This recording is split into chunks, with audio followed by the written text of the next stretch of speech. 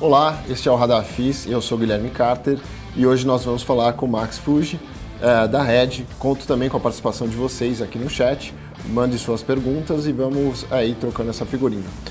O Max, ele é formado em administração pela Fundação Getúlio Vargas e conta com mais de 20 anos de experiência no mercado de capitais, né? O Max trabalhou nos bancos Itaú, Banco Pan e na Brazilian Mortgage e sua experiência é voltada para a área de gestão de risco, com ênfase em risco de crédito, desenvolvimento de políticas, processos e produtos de crédito imobiliário e também avaliação de produtos de crédito imobiliário. Atualmente ele é sócio da REC, né, e portfólio manager do REC-R, o fundo de CRIs da REC. Eu queria agradecer aí mais uma vez a sua disponibilidade, Max, e gostaria de passar a bola para você para primeiro dar um overview sobre o Max, né, a trajetória dele até agora. Eu fui um pouco sucinto, mas eu queria que você continuasse aí. Bom, antes de mais nada, obrigado, Guilherme, pelo convite, ou Carter, né, famoso Carter. É sempre um prazer enorme falar com você, com a sua audiência. Bom, eu comecei a minha carreira no Banco Itaú no ano de 2000, já atuo no mercado de crédito imobiliário há mais de 20 anos, né? Japonês engana um pouco, parece um pouco mais jovem, mas já tenho 20 anos de mercado. Trabalhei em crédito imobiliário no Banco Itaú. Saído do Banco Itaú, eu me juntei à Brazilian, junto com o Moise Politi, já no ano de 2008. Então, já são mais de 10 anos trabalhando junto com o Moise. Num primeiro momento, na Brazilian Mortgage, uma companhia hipotecária que era o braço de crédito imobiliário do Grupo Brazilian. Nós tínhamos a Brazilian Capital com os fundos, tínhamos a Brazilian Securities com o CRI. Então, era uma plataforma já bem completa em fundos imobiliários e investimentos imobiliários.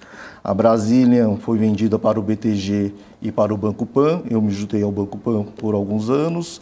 Logo depois saí do Pan e eu me tornei um dos sócios da REC, junto com o Moise, o Marcos e o Frederico Porto. Bacana.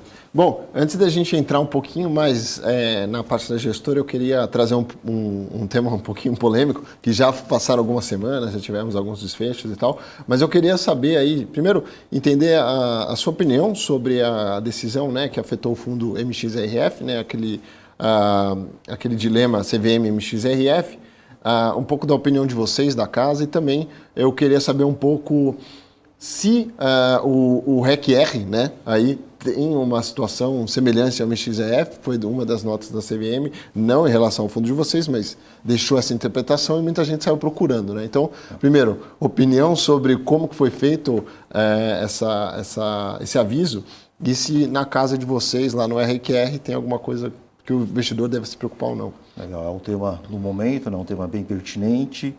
Primeiro ponto, né, o MXRF, ele seguiu estritamente o que a legislação determinava. Tem uma norma que determina a distribuição de 95%, no mínimo, né, 95% do resultado do caixa. O MXRF seguiu essa determinação.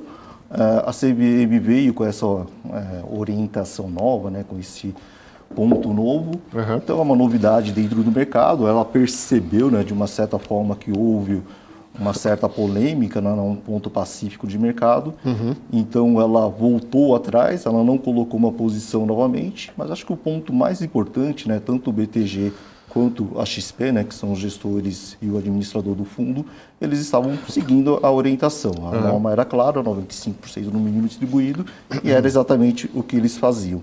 Então, no nosso entendimento, né, não tem, se a CVM colocar essa nova orientação, ela tem que colocar uma norma nova, regulamentar o mercado, e o mercado tem que seguir, a partir deste momento, essa nova orientação, que é diferente do que tínhamos até então.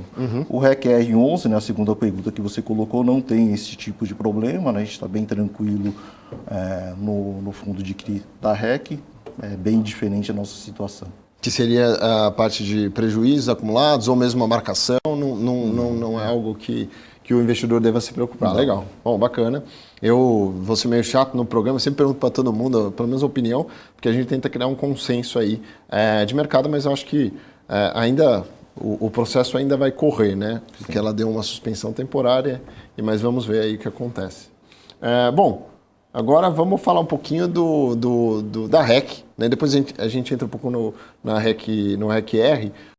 A REC, eu queria que você desse um overview da casa. A gente sempre fala com o Moise, né? Enfim, ele sempre está aí e tal, mas eu queria que você contasse um pouco, né? Hoje do histórico da casa, né, o foco dos produtos. Hoje a gente tem lá na produto de crédito, que é o REQR, tem o produto de laje, tem produto de hotel, tem o produto de logística, tem o FOF.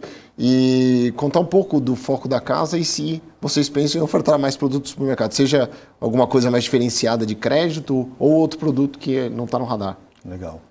Bom, o Moise é muito conhecido no mercado, ele é precursor no mercado de fundos imobiliários, os primeiros fundos imobiliários do mercado ele participou, então os primeiros fundos de CRI, o Excellence na época, o Moise participou, o FOF, enfim, diversos fundos começaram na nossa época de Brasília com a participação do Moise, então naturalmente ele é um nome mais conhecido de mercado, mas a REC é formada por 15 profissionais, somos 4 sócios, eu, o Moise, Fred e o Marcos. Naturalmente o Moise é o mais conhecido, ele gosta de uma câmera, né, de um show, que fala super bem. Nós temos hoje, de fato, 4 fundos imobiliários na casa, né? O 5º fundo que você mencionou de hotelaria, infelizmente ele não foi para a frente, né? Então hoje temos 4 estratégias. A estratégia mais conhecida, maior, é o REC-R11, o fundo de CRI da casa, com 2,3 bi. Nós temos um fundo de laje corporativa, nós temos um fundo de logística e um FOF, que é um fundo que investe em outros fundos imobiliários, né? Somando esses 4 fundos, temos 3,2 bi sob gestão. É uma casa focada exclusivamente no mercado de real estate. Se temos novas estratégias, sempre, né? Sempre estamos olhando o mercado, sempre provocando, né, outros parceiros, outras fontes de originação para criar um novo produto. Neste momento não temos, seja nos fundos de tijolo, seja nos fundos de papéis, mas sempre estamos olhando, pensando em algumas oportunidades. Hoje mesmo no almoço com os 4 sócios discutimos algumas possibilidades, mas não temos nada concreto que podemos compartilhar hoje com o mercado. Legal, bacana. Tem também, eu não sei se parte lá de vocês fala um pouco de tese de alguma coisa no exterior, nos Estados Unidos, alguma coisa que a gente já viu algumas casas, assim, como a RBR fazendo. Sim. E tal, que eu acho bastante interessante. O Fred ele até voltou dos Estados Unidos semana passada, ele conversou sobre o mercado americano, estabeleceu alguns contatos. É algo interessante, né? Acho que naturalmente o brasileiro tem interesse em investir fora, ainda mais em imóvel, mas por hora ainda é só namoro, sondagem, mas nada concreto neste momento. É um brainstorming ali. Exatamente. Legal, não, bacana saber. O almoço foi produtivo. É bacana saber isso daí. Agora, passando para o REC-R, eu queria que você contasse, primeiramente para o pessoal, né? Sempre tem muita gente que às vezes vem já atravessado, perguntar para a gente que acaba falando um pouco do tema, né? E meio que não sabe nem qual que é a tese do fundo, por que ele existe. Então, eu sei que dá uns passos um pouco atrás, mas explicar qual que é a tese e a estratégia do REC-R, né? Que, enfim, acabou resultando nessa resultante tão positiva que foi no 2021, né? Foi um dos fundos ali que mais pagou dividendo, olhando o dividend yield ali, né? Obviamente tem a metodologia de cálculo, mas é um fundo relevante. E também desde o início que a gente tem até no relatório a performance, né, em relação a alguns benches, né? Perfeito. O CDI, o IMAB e também o IFIX. Então, contar um pouco da estratégia e da tese do REC-R. O REC-R11, né, ele começou em dezembro de 2017, ainda era o UBS-R11, né, nós tínhamos uma parceria com o banco UBS, um banco suíço. Essa parceria ela foi encerrada em 2018, ele se tornou o REC-R11. Hoje ele é um dos maiores fundos de CRIs do mercado, então nós investimos nesse segmento, CRIs. CRI são dívidas, né? São créditos imobiliários, são operações de dívida com uma garantia imobiliária na maior parte do nosso portfólio e na maior parte do mercado. Então, um incorporador, um loteador, uma operação de shopping, fazem operações que requer uma operação de crédito, financiamento, o REC-R entra com essa função, né, de prover essa liquidez para os tomadores dessas dívidas de crédito imobiliário e tem essa diferença em relação às outras operações de dívida, que é o fato de ter uma garantia imobiliária por trás da operação. Isso traz um grau de segurança muito grande para as nossas operações e também para o mercado, né? Semana passada teve um CRI de uma empresa que tomou uma recuperação judicial, um RJ, mas ele tem um imóvel por trás, o imóvel representa 5 vezes o valor da dívida, né? Então isso traz uma segurança muito grande nesse segmento de mercado para nós e para os outros fundos que trabalham com imóveis, né? Com CRIs. A tese nossa, né, uma característica que nós temos no REC R11, né, o Carter leu o nosso relatório, uma característica importante que nós temos é a consistência. Se a gente olhar 2018, 2019, 2020, 2021, nós entregamos sempre um resultado acima do CDI e entregamos um resultado sempre acima do IPCA. Ano passado, o IPCA 10%, entregamos 13,6%. E isso também se repetiu nos anos anteriores. Então, essa consistência do REC-R, né, de entregar um bom resultado, fruto de uma alocação muito rápida, fruto de uma originação muito consistente de operações de crédito, tem dado resultado, né, de uma forma muito consistente. Então, a consistência acho que é uma característica nossa. Alocação rápida, né, de ter um pipeline, né, nós estávamos conversando agora há pouco, né, então a gente tem sempre um pipeline muito maior do que a nossa necessidade futura de caixa, seja a movimentação natural de carteira, seja quando vamos fazer uma oferta, a gente sempre tem esse pipeline para fazer essa alocação de uma forma muito célere. Trabalhamos com uma diversificação, né? Nós não temos uma concentração muito grande no REC R11, seja de indexador, a gente tem dívidas em IPCA, dívidas em CDI, GPM, TR, pré, a gente tem uma diversificação geográfica de segmentos, essa é uma característica que nós temos, e olhamos praticamente todo o mercado, né? Se você olhar o portfólio do REC R11, a gente tem carteiras pulverizadas, com incorporadoras, shopping, logística, financiamos recentemente uma empresa de cemitério, né, de serviços funerários, enfim, a gente tem uma diversidade muito grande de perfil de segmento dentro do fundo, e isso traz também uma segurança, né? Você não tem uma concentração muito grande em um determinado segmento. Legal, bacana. E hoje, né, acho que você já respondeu muito de como você se posiciona na indústria, mas se tiver que marcar aquele selinho, né, que todo mundo gosta, né, do high yield, high grade, né, ou agora o middle risk e tal, como que vocês se colocariam, né, se você puder dar esse selo para vocês, e qual que seria o diferencial em relação à indústria, né, do REC-R em relação a outros fundos de CRI, né? Eu acho que obviamente essa velocidade já é um dos diferenciais. E se o investidor, né, quiser comparar, porque isso é bom para quem quer comparar às vezes, eu vou comparar o REC-R com quem, né? Eu vou comparar o REC-R com o fundo da Quineia, lá, high grade, acho que não faz muito sentido, mas com quem que você fala, olha esse aqui que dá para comparar. Sim. Mas, de maneira geral, como que a gente pode dar um label aí para vocês, se é possível, e como você se coloca em relação à indústria? Com quem a gente compara? Recentemente, né, tabularam o REC R11 como um middle risk. Um risco não é nem o high grade, nem o high yield, né? Então é uma classificação interessante, acho que é bem pertinente. Nós entregamos um resultado acima da média do mercado e acreditamos que temos um risco mais comedido do que a média de mercado, né? Nossas operações, em geral, tem uma estrutura de garantia bem robusta, um imóvel por trás, uma cessão fiduciária de recebíveis bem acompanhado por trás, né? Isso traz uma segurança muito grande para o fundo. Ele não é um fundo híbrido, né? Você tem muitos fundos que têm posição de FIIs, de outros ativos financeiros.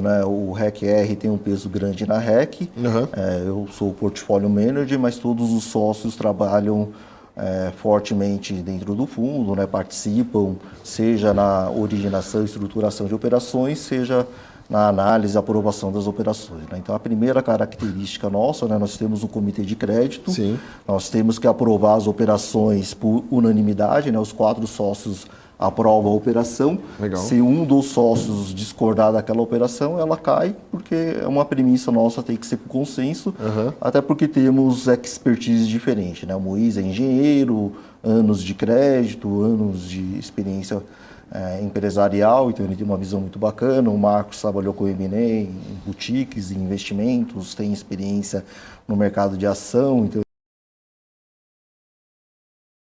vai até a empresa, mas pode ser o Frederico Porto, da empresa, esta e de balanço, uma análise do imóvel, uma que a gente já aumentou fazendo esse trabalho de olhar a carteira, trazer para um sistema dele e validar. A securitizadora, né, tem um com todos os demandamos, né, que eles participem de uma forma muito ativa, né, eles não estão lá só para emitir o CRI, mas também para trazer a experiência dele e fazer uma operação bacana. E, por fim, novamente, nessa participação da REC como um todo na análise, na aprovação e na estruturação da operação de CRI para o REC R11. Né? Então, é um processo bem extenso, é um processo que a gente trabalha muito para trazer uma boa operação. Tá certo. E tanto é que a gente vê, né, o fundo nasceu ali em 2017, certo? Perfeito. E foi um crescimento, porque a gente viu coisa meio que exponencial, assim, de um ano, né, aqui, há pouco tempo. E como vocês têm um processo intenso, uma diligência e tal, foi até que 2 bi 300, mas foi num timing interessante, foi um timing adequado ali da estratégia de fundo. E falando um pouco do tamanho do fundo, né, de 2,3 bilhões, outra pergunta é, hoje com essa capacidade, né, e com esse crescimento que vocês tiveram, existe alguma ideia de capacity máximo, né, para o fundo, ou um número assim, ou não? Acho que o primeiro ponto, né, é uma questão até objetiva, né, a gente tem um capital autorizado de 3 bi. Então, até 3 bi a gente consegue fazer uma oferta, né, porque já está previsto, e a gente vai sempre avaliar mercado, vamos avaliar pipeline, preço no mercado, enfim, para decidir fazer uma nova oferta. A partir de 3 bi, a gente precisa chamar uma assembleia, né, e os cotistas são soberanos para fazer uma nova oferta ou não, avaliando, enfim, mercado, pipeline, etc. Né? A parte de capacity, né, a gente tem hoje um time pronto, um time formado, né, trouxemos alguns profissionais durante esse período do fundo. Naturalmente, né, se a gente crescer, o time é reforçado, né, temos plena condição de fazer isso, e até pela força, né, do REC-R, pela força que a gente tem como marca da REC, né, a gente consegue trazer bons profissionais, treiná-los e manter no time com naturalidade, né? Então, acho que o crescimento hoje vai ser sempre muito step by step, passo a passo, né? De uma forma muito planejada e sempre procurando ter um equilíbrio aí para não perdermos a mão sobre as operações, né? Tá certo. Hoje o fundo tem ali quase 90 títulos, 85, né? 85, quase 90. Eu prefiro quase falar 90. Quase, né? Para não errar o número exato.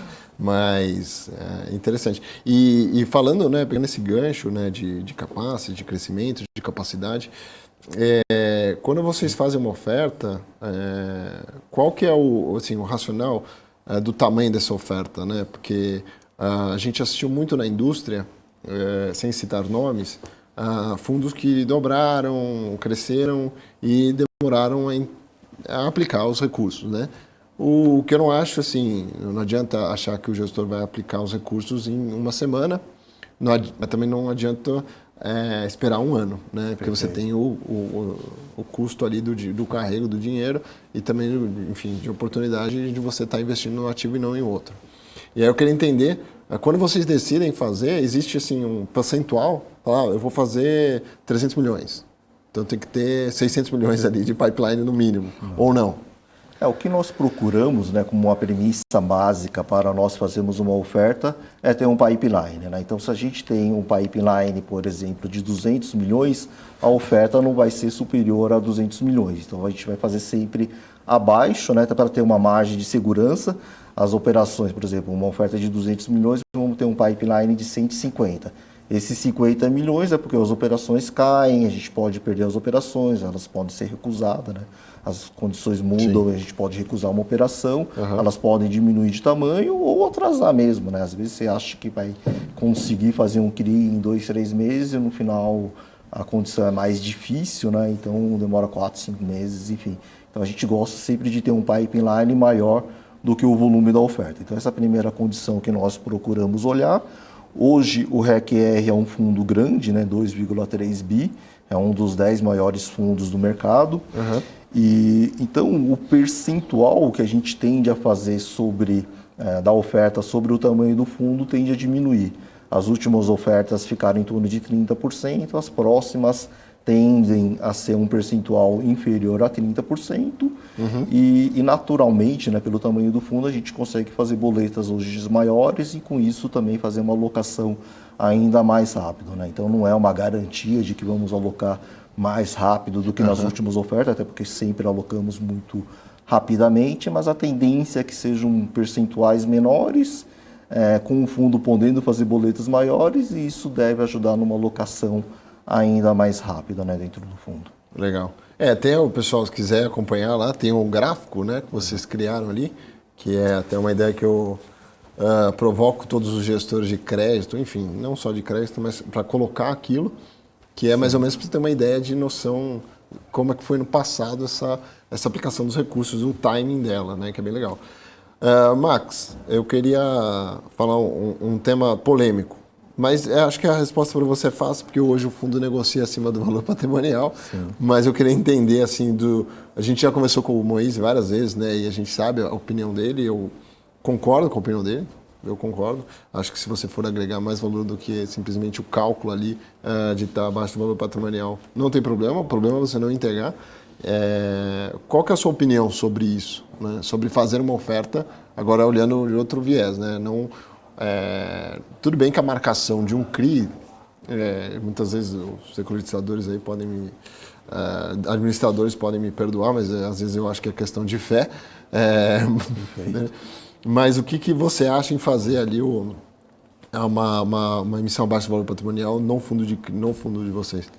O fundo de CRI, né, ele tem uma característica bem diferente dos fundos de tijolos, né? Então, acho que esse é o primeiro ponto. Na tendência, né, o valor de mercado contra o valor patrimonial, ele tende a ser muito próximo. Ele não deveria ter um sobrepreço em relação ao valor patrimonial, e também não deveria ter, se o fundo estiver bem marcado, né, se ele estiver corretamente avaliado os seus ativos, não deveria ter um desconto muito grande em relação ao valor patrimonial. Então esse é o primeiro ponto, e isso dificulta essa questão da gente ter o fundo abaixo do patrimonial. Pode ocorrer, mas não é uma tendência e não deveria ter, né? E se ele estiver abaixo do patrimonial, possivelmente porque não é um momento favorável para ele fazer uma captação, né? Exemplos claros, né? Ano passado, 2020, 2021, alguns fundos que tinham CDI prevalecendo na carteira, né? E temos bons fundos em CDI, eles estavam abaixo do patrimonial, né? Pelo fato do CDI estar em 2% ao ano, e muito possivelmente o gestor nem sonhou, nem imaginou em fazer uma oferta porque não ia captar. E hoje, né, o CDI subindo, né, você já vê esses fundos novamente acima do patrimonial, muito próximo, e até com uma condição talvez favorável para eles fazerem uma oferta, né? Então eu acho que acontecer isso dentro de um fundo de CRI é um pouco mais difícil. E aqui eu concordo com a opinião do Moise, com a opinião que você manifestou agora, né? Acho que uma questão do preço patrimonial em uma oferta e versus o preço de uma oferta depende muito da circunstância, né? Se você tem uma oportunidade de alocar e trazer um ganho adicional para o fundo, seja por uma alocação que vai trazer uma rentabilidade maior, uma diversificação de ativos, uma maior liquidez para o fundo, talvez, né, esses ganhos compensariam, né, a perda que talvez o investidor tenha com a questão de uma oferta menor. O que é importante deixar muito claro no REC-R, né, senão alguém já vai colocar lá no Clube FI, que o Max falou que o REC-R vai fazer abaixo do patrimonial, nós não vamos fazer. A nossa intenção, se formos fazer uma oferta do REC-R 11, é sempre com um valor de oferta superior ao valor patrimonial, até porque acreditamos nessa questão da marcação, né, do preço de um fundo de CRI, né, que não deveria ter um desconto muito grande ou um descolamento para cima muito grande, né? Ele deveria estar muito próximo, né? Beleza. Até porque o fundo de CRI, né, ele entrega 100% do resultado. É diferente de um fundo de tijolo que você tem a valorização do ativo e você não entrega aquela valorização de uma forma imediata, né? Então é uma realidade bem distinta, né? Com certeza. A marcação, acho que eu colocaria assim, né? Não sei se você concorda comigo, mas o de tijolo, ele tem realmente pode ter uma defasagem, né? Pode estar para cima ou para baixo, num percentual maior do que um de CRI, que deve estar muito mais próximo do que um FOF. Que está com certeza ali, está certo marcado, né? A não ser se o estagiário apertou um botão errado lá no administrador, tá certo. Mas o mercado não deixa marcar errado, né? O mercado não deixa marcar errado, exatamente. Sorte dos estagiários. O José Augusto, que está acompanhando a gente aqui no programa, ele mandou uma pergunta, que é até uma pergunta que eu queria fazer para você em relação... A carteira é muito pulverizada, porém, se a gente entrar ali no detalhe e ver, tem um ativo, uma dívida, né, que é o Hotel Rosewood, né, e é a cidade de Matarazzo, né, que é o empreendimento lá, que ele tem um percentual aí relevante dentro da carteira. Acho que a carteira como um todo é bem pulverizada, mas ele tem ali, se não me engano, 9,9%, juntando ali 10% nessa posição. E aí, questão de você falar um pouco mais dessa dívida, né? A gente até conversou agora há pouco do empreendimento. Então, o pessoal, até quem quiser ir lá é Jazz Bar, né? Mas aí, Jazz Bar lá, muito, muito interessante. O lugar ali fica fica na Itapeva, né? Em frente à FGV. Mas falar um pouco o que lhe conforta ter aquela posição tão grande, né? Então, em relação a 10%, vamos supor, se eu tiver um default, num estresse, não estou falando que vai ter, mas é uma machuca, não é uma coisa simples. E contar um pouco da operação para o pessoal entender assim. É a maior posição do fundo, né? Hoje ele representa 10%, um pouco acima de 10%. É um imóvel performado, o Hotel Rosewood, né? Ele está em operação neste momento, né? Já temos 3 restaurantes funcionando, os 3 restaurantes com fila de espera, né? Então o Carter, quando quiser levar a esposa dele lá, ele vai ter que ligar com uma certa antecedência, senão a esposa vai ficar brava. Mas ele já está com um sucesso, né? Já está com uma fila de espera muito grande. Ele vai entrar em pleno funcionamento agora no mês de abril. Ele é um hotel 6 estrelas, possivelmente é o melhor hotel na América Latina hoje. Ele fica o Carter já até colocou a localização na rua Itapeva.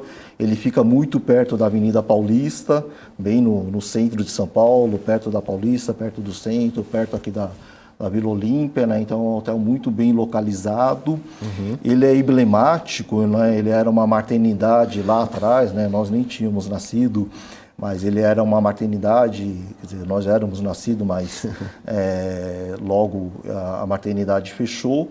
O grupo BM, né, que comprou esse ativo, revitalizou e fez este hotel. Então é um hotel super bacana, performado, talvez o melhor hotel hoje no Brasil. A cidade de São Paulo, né, se tem alguma cidade na América Latina que comporta um hotel de altíssimo padrão, porque tem demanda, né, seja de negócios, seja de turista, seja para eventos corporativos na cidade de São Paulo, talvez seja a cidade de São Paulo. Então hoje temos outros bons ativos hoteleiros em São Paulo, mas certamente não com este padrão neste momento, e bem diferenciado, né? Ele tem hoje uma capela, né, Capela Santa Luzia, que foi inaugurada no final do ano passado, super bonito, super bacana. Acredito hoje que os casamentos mais top vai ser na capela, né? Sorte do Carter que já casou, então senão ele ia ter que fazer uma festa com um evento super bacana no hotel. Sorte não, né? Porque ia ser uma baita festa, muito bacana. Tem um prédio residencial, a Gafisa hoje é proprietária de uma boa parte dessas suítes. Ela comprou com um preço bacana, ela está em garantia para alguns CRIs nossos. Por R$20 mil ela conseguiria pagar a nossa dívida, né? Se ela vendesse as unidades por R$20 mil o preço do metro quadrado. O valor que ela tem vendido acima de 48, 49 mil reais, então mais do que o dobro do valor da dívida. Então a Gafisa provavelmente vai conseguir pagar muito rapidamente essas unidades. A gente tem um office super bacana, um prédio comercial com alguns inquilinos já alugando aquele prédio, né? Então um prédio muito bacana, muito bonito. E daqui a alguns anos, né, vamos ter um retail, né, um shopping diferenciado, vai ser possivelmente um shopping mais diferenciado também na cidade de São Paulo, formando esse complexo, né? Então é um complexo maravilhoso. Quem estiver em São Paulo ou for de São Paulo, vale a visita, vale conhecer os restaurantes, dar uma volta. Acho que vai ser possivelmente hoje um centro de visitação na cidade de São Paulo bem diferenciado, né? Então algumas amigas que trabalham com turismo já colocaram o hotel como parte do roteiro. Então acho que vai ser muito tranquilo a performance do hotel e com isso o pagamento do CRI. Acreditamos muito no projeto. Certo. Então a gente pode dizer, dado tudo isso que você nos disse, que apesar dele ser a maior posição dentro do fundo, ele é o ativo que vocês mais têm conforto. Não podemos dizer que temos mais conforto, né? Porque a gente tem outros bons CRIs dentro do nosso portfólio, 85 CRIs. A gente tem outros tomadores que a gente tem um contato muito próximo. Eles falavam, pô, você falou que o hotel é o melhor, eles vão ficar com ciúmes, né? Mas é uma posição que a gente tem um conforto, a gente está acompanhando de uma forma muito próxima, né? A gente recebe relatórios diários, né, da performance do hotel. Então a gente tem uma tranquilidade de que o ativo vai performar bem e o CRI vai performar bem por conseguinte, né? Bacana. Só depois o pessoal vai aqui mandar para você, Max, e para o Moisés. Vou casar, tem como fazer um descontão? Você vai ver daqui a pouco. Então, mas chegamos até... Hoje está proibido o desconto porque tem que pagar o CRI primeiro. Sem desconto. Então, mas se quiser aí, manda aí para eles, né? Acabar depois chegar lá e tá a caixa de vocês lá de e-mail estourada, só casamento, cidade de Matarazzo, mas eu acho que não.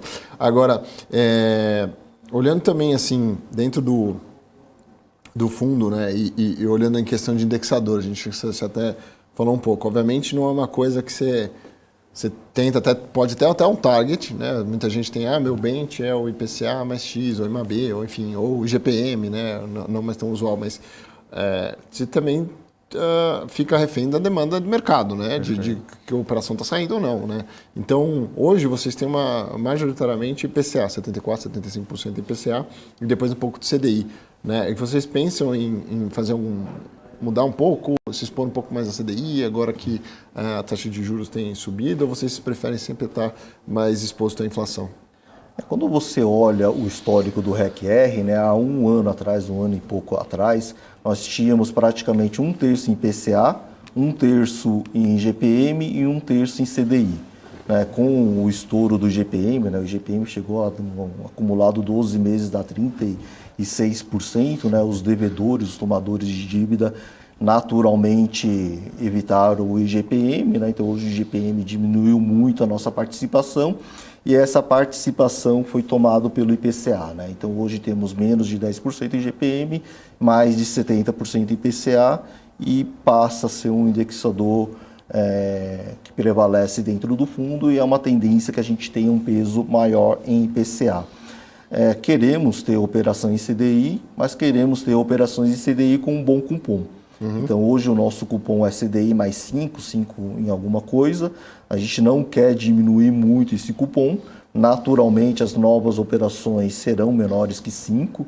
A gente está olhando, por exemplo, duas operações agora, CDI mais 4,5, CDI mais 3,85. A gente não quer diminuir muito, né? Acho que o 3,5, 3 talvez seja o nosso piso. Né? A gente quer fazer nesse patamar para cima, mas naturalmente vai ser muito difícil conseguirmos fazer operações a CDI mais 5, CDI mais 6 ou mais 7, que fizemos quando o CDI estava em 2. Então, a resposta, né, a gente quer fazer operações em CDI, mas hoje o mercado quer fazer operações em CDI com cupom baixo. Com cupom baixo não faz muito sentido na nossa leitura fazer operações. Né? Então, se tiver uma operação em CDI bem precificada, vamos colocar para dentro do portfólio, mas caso não esteja, a tendência é que fique mais em IPCA. Né? Legal. Não, bacana. Assim, voltando um pouco para a questão dos CRIs na verdade, voltando não, mas acho que a gente falou um pouco desse tema. Eu sei que, obviamente, isso é uma função do administrador, mas como é que é a dinâmica ali da marcação dos CRIs no REC-R? A BRL, né, nosso administrador, ela adota um modelo de marcação mercado muito simples, né? Então a gente tem um papel, se esse papel foi transacionado no mercado, né, no mercado secundário, por um preço diferente do que estava o nosso ativo, ela vai remarcar por este novo preço. Então, se, por exemplo, a gente tem uma operação a CDI mais 5, ele foi transacionado a CDI mais 4, a BRL vai remarcar para a CDI mais 4, né? Isso representa um pequeno ágio em relação ao papel ao preço atual, e esse ágio vai ser incorporado ao resultado do fundo. Não é muito comum, o REC-R, a gente tem uma tendência de ter o controle da operação, de ter 100% da operação, mas parte do portfólio tem outros investidores junto conosco, e se porventura esse outro investidor vender por um preço diferente, né, seja maior ou menor do que o nosso preço, o REC-R vai sofrer essa remarcação. Mas não é algo muito comum de acontecer. Né? Sim. Até para o ouvinte entender, existem os administradores, às vezes, marcam diferente os mesmos ativos, é possível ver, né? Eventualmente, agora não sei de cabeça, mas pode ter, com certeza, um ativo, um CRI que foi encarteirado tanto pelo REC-R quanto por outro fundo que tem outro administrador, você pode ter uma marcação diferente. Mesmo que for no primário ali, ainda pode ter uma marcação diferente. Lógico que tem muita gente que compra, eu acho que é um pouco da pergunta que eu quero te fazer. No secundário, lógico que vai ter uma marcação diferente, deveria ter uma marcação diferente. Não se marcar mercado, mas vocês hoje olham o mercado secundário, não é um mercado bombástico, né, mas ele existe, né, o mercado secundário de CRI. Existe a possibilidade de vocês se fazerem posição. E existe a possibilidade de vocês também entrarem em posição no mercado secundário? Sim, a gente tanto adquire quanto alienamos posições no mercado secundário, né? Então é algo possível, é algo que acontece no REC-R11, talvez em um volume menor do que outros fundos do mercado. A nossa tendência, né, é sempre de carregar as operações, porque acreditamos que manter um percentual alto de alocação faz sentido para a nossa estratégia, né? Isso mantém o fundo sempre com um percentual bem alocado, né? E isso permite ter uma estabilidade no rendimento nosso, né? Mas se porventura tiver alguma posição que a gente tenha interesse em diminuir, vamos fazer. E se porventura alguém oferecer uma operação de mercado com uma taxa boa, com uma estrutura de garantia boa, não tem por que não investirmos. Se o cara da renda fixa te ligar da mesa e falar, pô, eu tenho uma Clabin aqui, ó, IPCA mais 15, né? Tá tendo que liquidar no fundo aberto. Mas você não vai falar não, né? Exatamente. Não. Então, eu posso até dividir ali se vocês quiserem. Mas, brincadeiras à parte, eu vi também no relatório de vocês, tem uma posição muito pequena que vocês têm em FIIs, né? Que são as compras de cotas de fundo imobiliário na Bolsa. Assim, eu diria que até irrelevante, mas que vocês fazem algum ganho de capital, né? E, obviamente, dada a minha ignorância, está no regulamento, mas se há uma possibilidade de você expandir um pouco mais a estratégia, se há vontade ou não, deixa isso aí para o fundo de fundo a nossa tendência, né, é que o REC-R seja um fundo puro sangue de CRI. Nós fizemos uma primeira alocação no fundo da Suno de CRI. O Vitor Duarte, que é o gestor da Suno, era um profissional super próximo nosso. Ele foi gestor do Banes, né, do fundo de CRI do Banes. Então, é um profissional com muita experiência em fundos de CRIs. Ele tinha uma proposta, né, de fazer uma alocação, se integralizava dinheiro no fundo e ato contínuo ele alocava em CRI. Então, aquele dinheiro não ficava parado. Sim. Isso permitiu eles entregarem um dividendo interessante. A gente tinha disponibilidade de caixa naquele momento, então fazia sentido alocar para ganhar um dividendo que renderia mais do que o CDI que é tributado, né, o fundo de CRI é isento de impostos de renda, né? Então a gente teria este ganho e com a possibilidade de ganho de capital. Tanto é que neste último mês, né, no mês de janeiro, vendemos as primeiras cotas, vendemos com um ganho de capital em torno de 3,5% em 3 meses, né? Então ganhamos mais 1% por mês, com mais 1% de dividendo, temos um retorno de praticamente 2% ao mês, né? Então parece um investimento interessante para o fundo. Né? Legal. Tem a pergunta aqui do Thiago para você, Max. Ele está questionando o prêmio sobre a inflação dos rendimentos distribuídos pelo REC. E segundo ele, em 2021 ele foi menor do que 2020. Ele queria entender o porquê.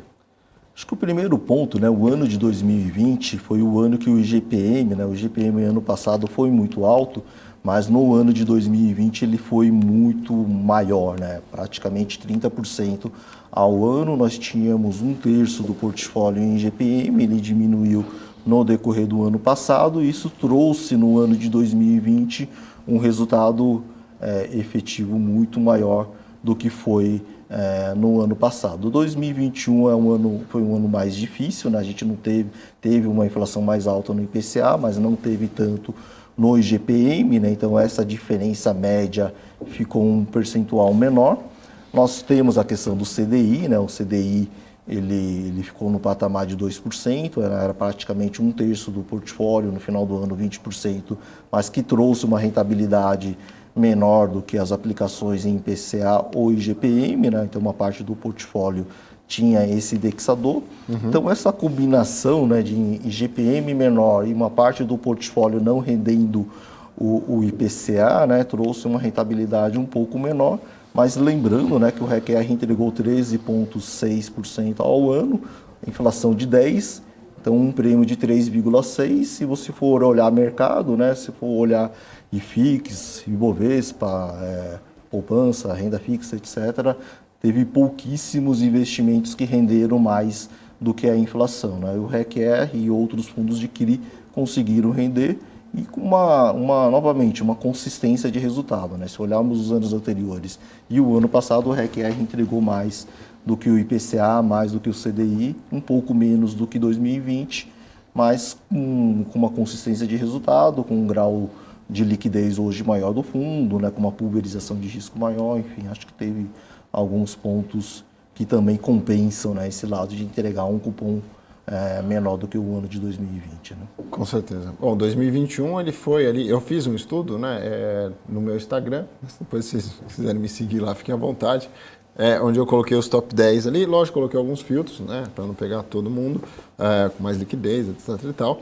E aí o fundo da REC foi um dos colocados lá com quase 14% ali de dividend yield, né, no ano. E também, se você quiser ver dentro ali, eu acho que para o investidor mais de longo prazo, se você olhar lá o relatório da REC, você vai ver que quem está junto com vocês ali está muito feliz, né? Então, o índice de satisfação do cliente está lá em cima, que é um retorno ali de 60%, não sei. Aí tem as comparações, que você obviamente tem que comparar com o IFIX, com o IMAB, onde você vai pegar a cesta de IPCA, e o IFIX, né? IFIX e o CDI. A gente compara contra o IMAB, contra o CDI, contra o IFIX. O RECR tem uma performance muito superior a todos os indexadores e também tem nessa mesma página, né, esse gráfico que mostra a rentabilidade do RECR em 2018, 19, 20 e 21 e sempre, a gente não coloca lá o CDI e IPCA, mas sempre acima de ambos os indexadores, né? Então é uma consistência, um fundo grande, né? Então acho que tem alguma característica relevante, não que os outros fundos de CRIs que porventura tenham entregado um resultado maior do que o RECR não sejam bons, né? Eles são bons fundos, tanto é que entregaram um bom resultado, mas talvez, né, dentro de um misto aí de risco-retorno, a gente tenha uma relação bem positiva. Legal, Max. E eu gostaria esse ano aí a gente vai ter eleição, né? Já é um ano, todo ano de eleição é um ano mais volátil no mercado, apesar de você ter um portfólio de crédito, em teoria.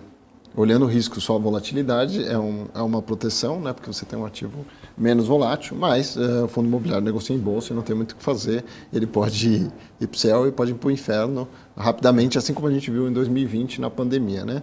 Ninguém acreditava, mas os fundos imobiliários caíram 30%, Sim. Algo muito fora do comum. Não acho que isso, na minha opinião, que deva acontecer nesse ano de eleição, mas sempre pode acontecer um estresse no meio do caminho. Então eu queria que você comentasse um pouco da visão da casa e também do cenário de crédito para o ano agora, esse ano de 2020, e para o ano de 2023, na sua percepção, assim. Os fundos de crédito, né, eles performaram bem nos últimos anos. Nós tivemos uma pandemia que fechou muitos segmentos. Se você olhar hotéis, shoppings, enfim, teve um impacto muito grande em diversos segmentos.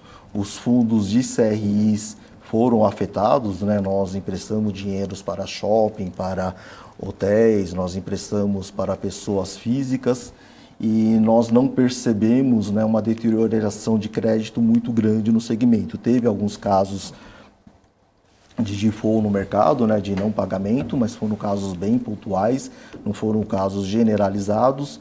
Em geral, as estruturas de garantias que temos nas operações de CRIs se comprovaram, né, mostraram que elas funcionam bem. A gente tem a alienação fiduciária de imóvel, né, que é muito... A gente tem um LTV baixo, né, se você comparar com outros mercados, um LTV, por exemplo, no RECR, abaixo de 60%, né, então você tem uma dívida de 60 para um imóvel de 100, isso traz uma segurança muito grande. Você tem uma cessão fiduciária, né, você tem um volume de recebível muito maior do que o valor da dívida, isso traz um conforto, né, porque se você tiver uma inadimplência, um distrato, esse colchão vai absorver esta inadimplência, né? Então os fundos de CRIs, as estruturas montadas, né, se mostraram funcionais, né, se mostraram seguras e aguentaram esses 2 anos de pandemia. Ano passado tivemos um menor impacto contra a pandemia, mas tivemos uma inflação alta, tivemos um aumento da taxa de juros e novamente os fundos de CRIs performaram bem.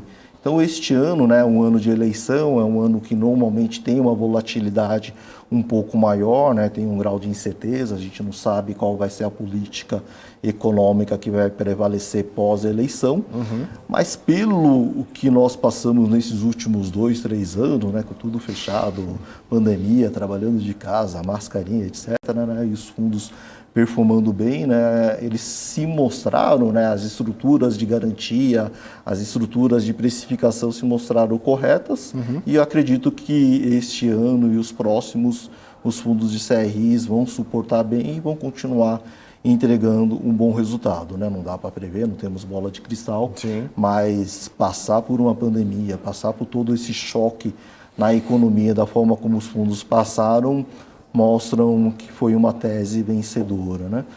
Acredito eu que fundos imobiliários, em geral, sofreram na pandemia, né? Office, shoppings principalmente, e estão sofrendo neste momento com a questão da subida da taxa de juros, mas em um determinado momento os juros vão parar de subir, em um determinado momento vão começar a cair, e talvez, né, um investidor que se previne, né, talvez ele tenha essa visão de entrar antes de se tornar caro e com isso poder surfar um bom dividendo, né, porque o fundo está barato, está pagando um dividendo próximo do que ele pagava antes, né, então um dividendo sobre um preço barato dá um dividendo maior e talvez ele ganhe uma valorização pela questão da recuperação da economia, né? Então talvez investir em fundo imobiliário em algum momento aí pela frente seja uma decisão bacana, inteligente, e os fundos de CRIs novamente tendem a continuar performando bem.